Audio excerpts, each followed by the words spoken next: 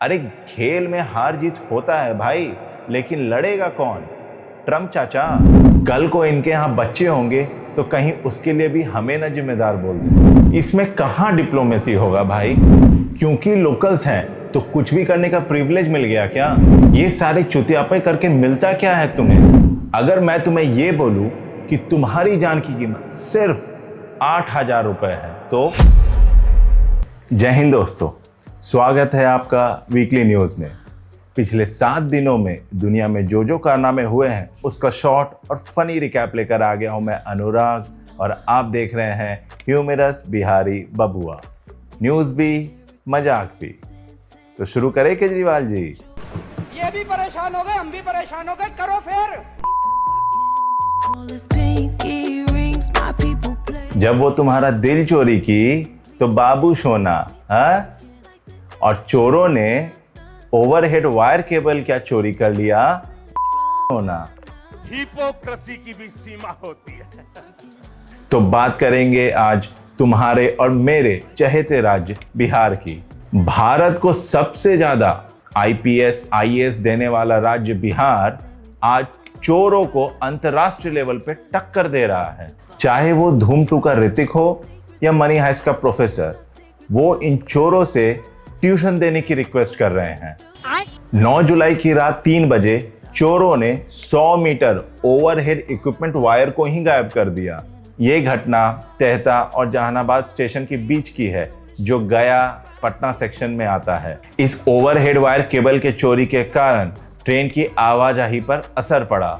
RPF ने already case register कर लिया है और चोरों का खोजैया चल रहा है। अमेरिका क्या कहता था? क्या हो तुम? आज हम कहते तू क्या है बे? हमें इंग्लैंड क्रिकेट टीम ने इंडियन क्रिकेट टीम को 5 T20 मैच की सीरीज, जिसमें पहला मैच बारिश के कारण रद्द हो गया था, 4-0 से हरा दिया भाई। मेरा तो इतना लाइफ खराब हो गया है, इतना लाइफ खराब हो गया है मेरा। देश में स्वच्छता अभियान चल रहा है कि खुले में हगना नहीं है, और तुम सालों इंग्लैंड जाके स्टेडियम के बीच हजारों लोगों के सामने हग दिए। वो तो पहला मैच बारिश के कारण रद्द हो गया, वरना स्कोर 5-0 दिखता। इंडियन क्रिकेट टीम दूसरे मैच में 4 विकेट से हार गई, तीसरे मैच में 125 रन से हार गए, चौथे मैच में 9 विकेट से, और आखिरी मैच में 56 रन से हार गए। जनता, ये नंबर्स तुम्हें देख के लग रहा है कि कहीं से भी फाइटिंग स्पिरिट था पूरे मैच के दौरान? अरे खेल में हार जीत होता है भाई, लेकिन लड़ेगा कौन? ट्रम्प चाचा। अबे साले, कोई फील्डिंग मिस कर रहा था तो कोई बॉलिंग में हाफ सेंचुरी बना रहा था। पैसा बर्बाद पहनचोद। पाकिस्तान का कहना है कि पाक ऑक्युपाइड कश्मीर में जो भी प्रोटेस्ट हो रहा है उसके लिए भारत जिम्मेदार है। बताओ, कल को इनके यहाँ बच्चे होंगे तो कहीं उसके लिए भी हमें न जिम्मेदार बोल दें।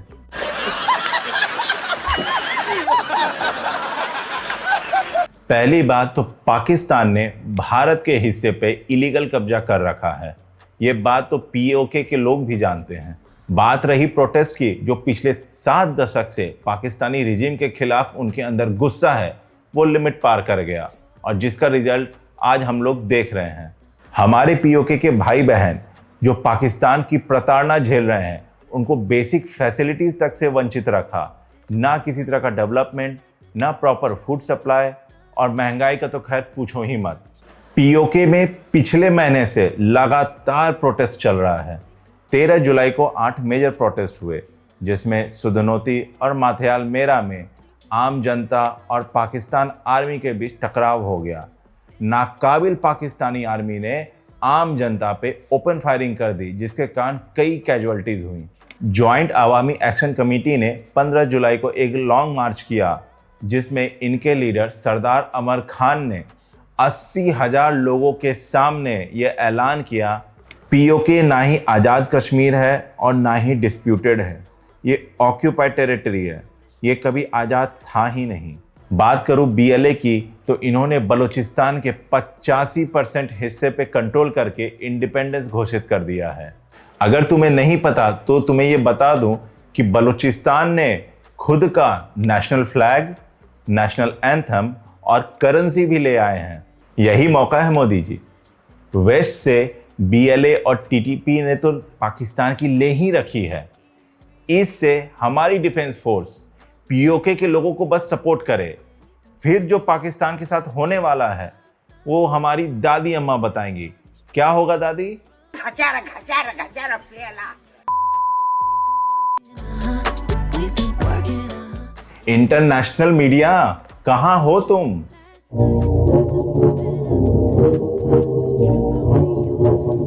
तुमने भारतीयों को बदनाम कर रखा है डंकी रूट के लिए और खुद के लोग तुम्हें नजर ही नहीं आते।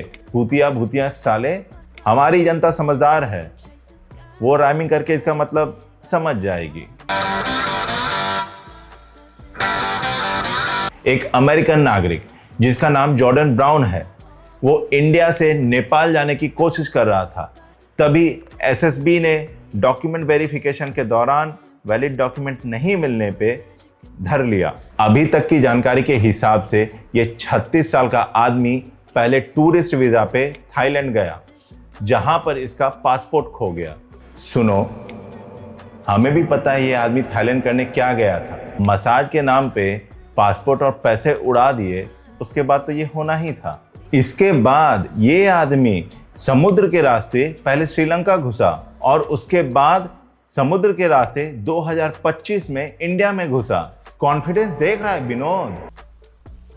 साला एक तरफ पाकिस्तानी और बांग्लादेशी तार के नीचे से तो घुस ही रहे थे और ऊपर से अभी अमेरिकी भी समुद्र के रास्ते घुस रहे हैं।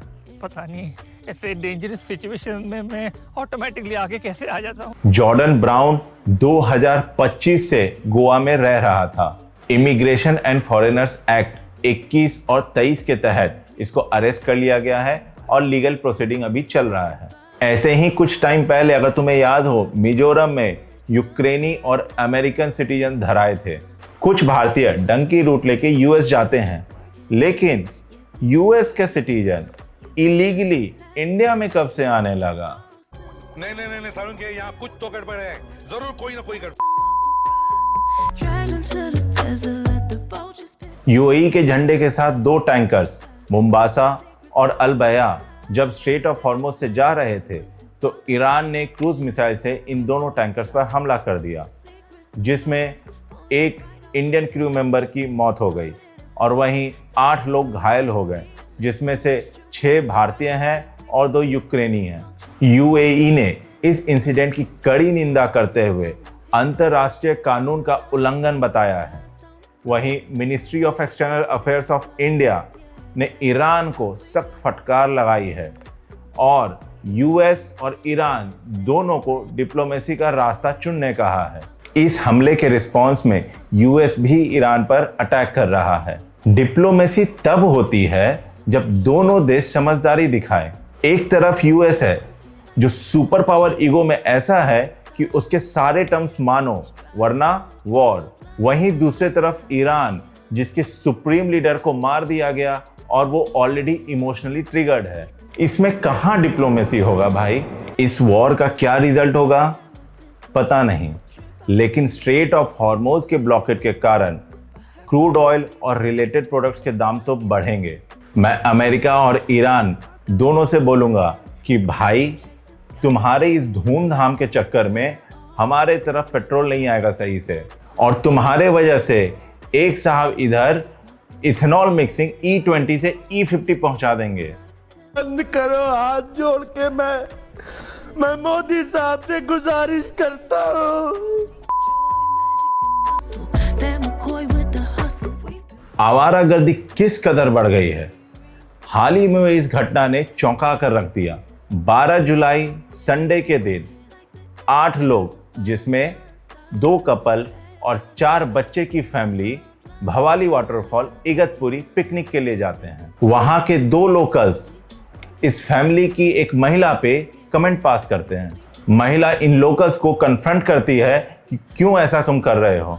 इतने में ही इस महिला का हस्बैंड आता है। लोकल्स और इनके बीच कुछ वर्बल एक्सचेंज होता है और उसके बाद फिर वो 2 लोकल्स चले जाते हैं। थोड़ी देर बाद वो 2 लोकल्स वापस कुछ और लोकल्स को साथ लेके आते हैं और इस फैमिली को परेशान करने लगते हैं।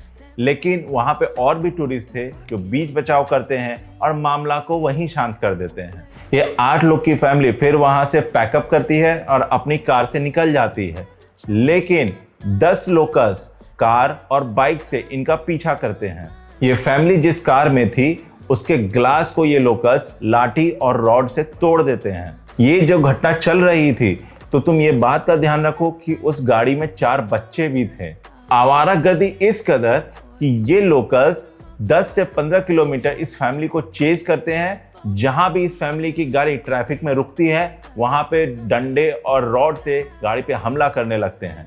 फिर ये फैमिली कार को बिना रोके सीधा अंबर पुलिस स्टेशन नासिक सिटी पहुंचती है और वहां पे फॉर्मल कंप्लेंट दर्ज करवाती है। क्योंकि लोकल्स हैं तो कुछ भी करने का प्रिविलेज मिल गया क्या? ये सारे चुतियापे करके मिलता क्या है तुम्हें? इस केस में अभी तक 9 लोगों को अरेस्ट कर लिया गया है और एक की तलाश जारी है। इनमें से एक हिस्ट्री शीटर है जिसपे 2020 में मर्डर केस का चार्ज लगा था। ऐसे आवारा लोगों को हमारे मिर्जापुर वाले मुन्ना भैया समझाएंगे। 4 बार बोल रहे हैं, पढ़ने निकले वाले छात्रों को राजनीति से दूर रहना चाहिए। अबे पढ़ाई लिखाई में ध्यान लगाओ, IAS बनो और देश को संभालो। अगर मैं तुम्हें ये बोलूं कि तुम्हारी जान की कीमत सिर्फ 8,000 रुपए है तो करीबन 1 साल से एक आदिवासी महिला जिनका नाम फुलमानी लकड़ा और उनकी फैमिली जो कि गिरिडीह के बदगर गांव से हैं, उनको घंटों घंटों झारखंड ग्रामीण बैंक में बिताना पड़ा।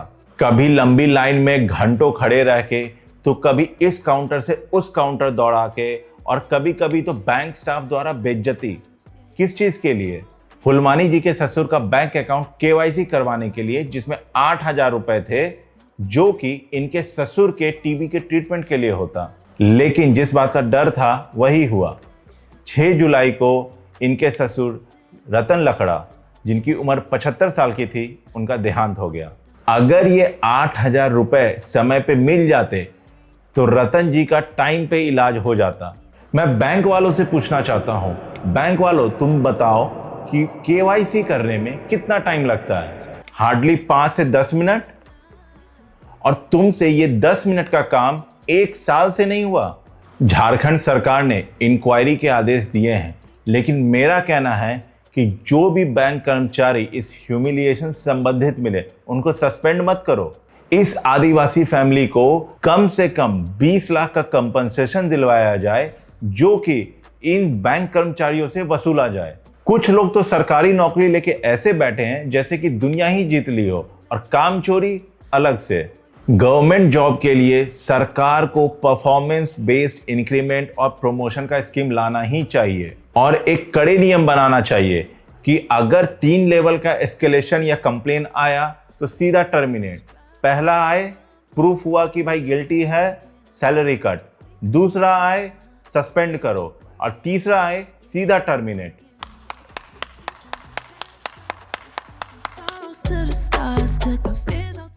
एक स्पीड बोट 32 भारतीय टूरिस्ट और 4 क्रू मेंबर के साथ वियतनाम के हॉन मे रूट से ऑन थाई पोर्ट जा रहा था। ये बोट मे रूट नोगोय आइलैंड से महज 400 मीटर की दूरी पे था, तभी पलट गया, जिसमें 15 भारतीय टूरिस्ट की जान डूबने से चली गई।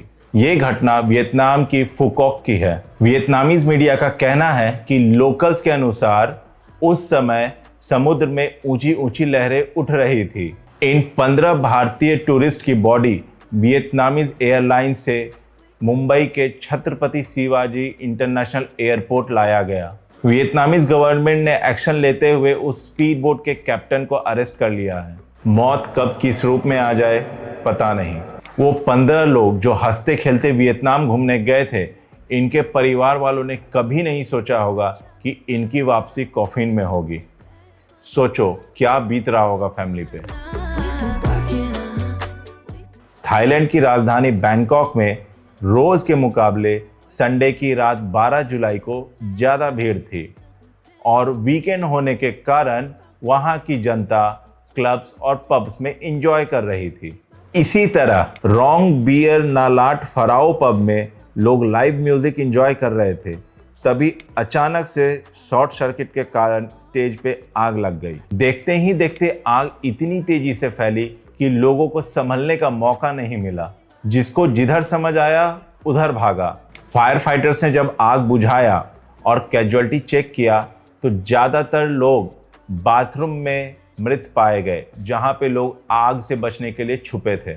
इस भयानक आग ने कम से कम 28 लोगों की जान ले ली और 25 लोगों को जख्मी कर दिया। देखो जनता, भारत हो या थाईलैंड हो या फिर हो चाइना, आग कहीं भी लग सकती है। इससे बचने का एक ही उपाय है कि fire safety protocol strictly follow किया जाए। जनता, एक बात बताना, उस आग का मैं क्या करूं जो वो मेरे दिल में लगा के चली गई। चूतिया बनाया तुमको। ममता दीदी का तो बुरा वक्त खत्म होने का नाम ही नहीं ले रहा। साला ये दुख का खत्म नहीं होता बे। ऐसा क्या हुआ कि ममता दीदी को ये कहना पड़ा? हम्बा हम्बा रम्बा रम्बा कम्बा कम्बा दुम्बा दुम्बा बुम्बा बुम्बा बम्बा बम्बा।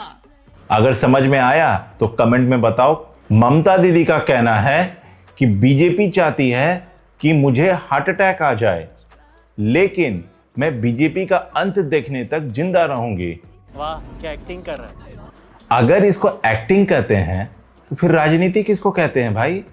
बोलो बोलो, टेल टेल। जितने भी टीएमसी लीडर ममता दीदी की लीडरशिप छोड़ के रेबल ग्रुप गए हैं, सबका एक कॉमन स्टेटमेंट है कि अभिषेक बैनर्जी अपनी मनमानी करते हैं और उनको लीडरशिप पोजीशन से हटाया जाए। हाल ही में एक और टीएमसी एमएलए मदन मित्रा ने रेबल ग्रुप ज्वाइन कर लिया, जिसके बाद टीएमसी के सीनियर लीडर अनुब्रता मंडल ने अभिषेक बैनर्जी पे तीखा हमला करते हुए बोला कि कैटल स्मगलिंग में जो इन पे एलिगेशन था, जिसके कारण इन्हें 2022 में जेल जाना पड़ा, उसका कारण अभिषेक बैनर्जी है। मंडल जी ऑलरेडी रेबल ग्रुप का हिस्सा हैं। मंडल जी का ये भी कहना है कि उन्होंने कई बार ममता दीदी को बोला है कि अभिषेक बैनर्जी को लीडरशिप से हटाया जाए, लेकिन ममता दीदी न आंख से देख रही हैं न कान से सुन रही हैं। दीदी ने टीएमसी मेंबर्स की बातें अनसुना करके अभिषेक बैनर्जी को सपोर्ट देती रही। ममता दीदी, इतना नेपोटिज्म क्यों करना? ये अच्छा थोड़ी ही लगता है।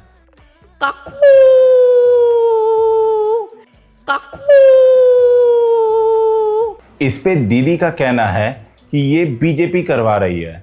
बात ऐसी है कि इस देश में कुछ भी हो, उसके लिए बीजेपी या मोदी जी ही जिम्मेदार हैं। खुद की रिस्पॉन्सिबिलिटी का तो ऑमलेट बनाकर खा गए हैं, नहीं? हर चीज में रोना करना है, लेकिन सेल्फ असेसमेंट तो करना ही नहीं है। और अगर बीजेपी इतना कैपेबल है ये सब करवाने में, तो आपको अपनी राजनीति का स्किल सेट अपग्रेड करने की जरूरत है।